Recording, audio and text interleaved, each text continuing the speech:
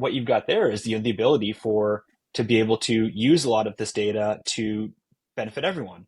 Unsurprisingly, in a very socialist, in socialist way, unsurprisingly, China is taking advantage of that and creating these things. In the United States, very different because there's privacy laws. A lot of the data is fractured over these different companies, and the focus is also different. So, for instance, large language models are very, very big in the United States and North America.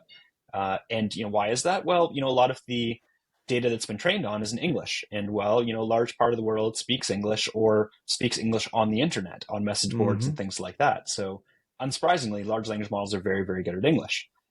In say, in China, that's a very different story, especially when you've got, of course, they've got a bunch of different dialects and things like that as well.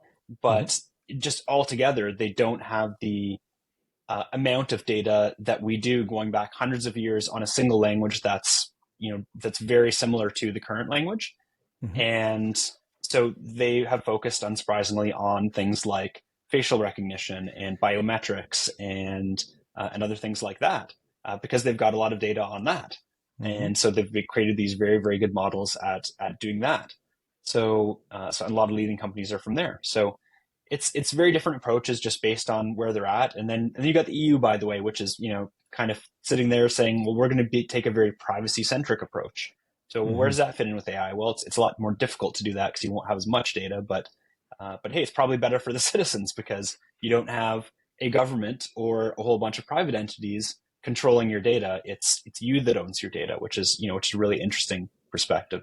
So I think all those different perspectives from those different regions or countries is going to shape how AI works its way around the globe, and everybody's different approaches it's going to be interesting to see how those turn out, unsurprisingly in very, very different ways.